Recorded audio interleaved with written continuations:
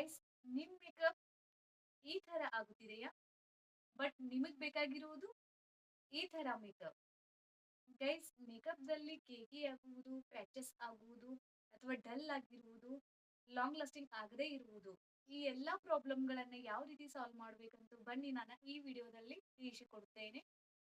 Guys, ಈ ವಿಡಿಯೋದಲ್ಲಿ ನಾನು ಇಷ್ಟು ಡೀಟೇಲ್ ಆಗಿ ಹೇಳ್ಕೊಡ್ತೇನಲ್ಲ, ಇಷ್ಟು ಡೀಟೇಲ್ ಆಗಿ ಇದುವರೆಗೂ ಯೂಟ್ಯೂಬ್ ಚಾನಲ್‌ದಲ್ಲಿ ಯಾರೂ ಹೇಳ್ಕೊಟ್ಟಿಲ್ಲ. ಅಂತಹ ಎಲ್ಲ ಸೀಕ್ರೆಟ್ಸ್ ಅನ್ನ ನಿಮ್ ಮುಂದ ಈ ವಿಡಿಯೋದಲ್ಲಿ ನಾ ಇಡಾಕದೇನು. ಲಾಂಗ್ ಲಾಸ್ಟಿಂಗ್ ಮತ್ತು ನ್ಯಾಚುರಲ್ ಮೇಕಪ್‌ಗಾಗಿ ನಾವು ಯಾವ್ಯಾವ ಟಿಪ್ಸ್‌ಗಳನ್ನ ಫಾಲೋ ಮಾಡ್ಬೇಕಂತ ಹೇಳಿ ಡೀಟೇಲ್ ಆಗಿ ಹೇಳ್ಕೊಡ್ತೇನು. ಈ ವಿಡಿಯೋ ಸ್ಟಾರ್ಟ್ ಮಾಡೋಕ್ಕಿಂತ ಮುಂಚೆ ನಾನು Ashwini Harijole, professional makeup artist from Belagavi.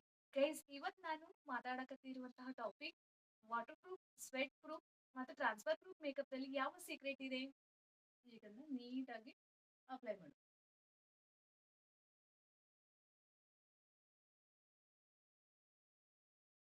Guys, ಈಗ ನೀವು ಚೆಕ್ ಮಾಡ್ಬೋದು, ನನ್ನ ಕಾಸ್ಟ್ಲಿ ಫಾರೆವರ್ 52 ಫೌಂಡೇಶನ್ ಅನ್ನ ತಗೊಂಡೇನು. ಇದು ಈಗ ಅಪ್ಲೈ ಮಾಡಿದ ತಕ್ಷಣ ಲಾಂಗ್ ಲಾಸ್ಟಿಂಗ್ ಆಗಿದೆ ಏನಂತ ಹೇಳಿ.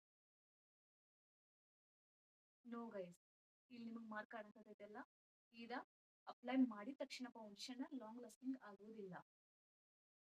ಹಾಗಿದ್ರೆ ಈಗ ಲಾಂಗ್ ಲಾಸ್ಟಿಂಗ್ ವಾಟರ್ ಪ್ರೂಫ್ ಮತ್ತು ಸ್ವೆಟ್ ಪ್ರೂಫ್ ಆಗ್ಬೇಕಾತಂದ್ರೆ ಏನ್ ಮಾಡಬೇಕು? ಈಗ ನೀಟಾಗಿ ನಮ್ದು ಫೌಂಡೇಶನ್ ಅಪ್ಲೈ ಆಗಿದೆ. ಇದ್ರ ಮೇಲೆ ನಾವು ಸೆಟ್ಟಿಂಗ್ ಪೌಡರ್ಲಿ ನೀಟಾಗಿ ಇದನ್ನ ಫೌಂಡೇಶನ್ ಅನ್ನ ಸೆಟ್ ಮಾಡಬೇಕಾಗ್ತದೆ.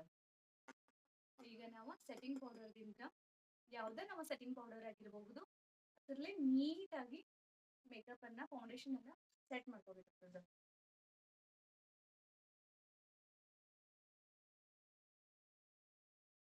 ಎಷ್ಟು ಸೆಟ್ ಮಾಡ್ಕೋಬೇಕಂದ್ರ ಗೈಸ್, ಇಲ್ಲಿ ವೆಟ್ ಅನ್ನೋದು ಇರಬಾರ್ದು.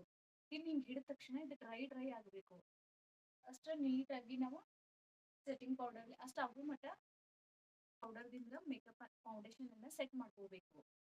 ಗೈಸ್, ಈಗ ನೀವು ಚೆಕ್ ಮಾಡ್ಬೋದು ಟಿಶ್ಯೂನಿಂದ, ಇದು ಕೂಡ ಮೇಕಪ್ ಲಾಂಗ್ ಲಾಸ್ಟಿಂಗ್ ಮತ್ತು ವಾಟರ್ ಪ್ರೂಫ್ ಆಗ್ಯದ ಇಲ್ಲೋ ಅಂತ ಹೇಳಿ ನೋಡ್ಬೋದು.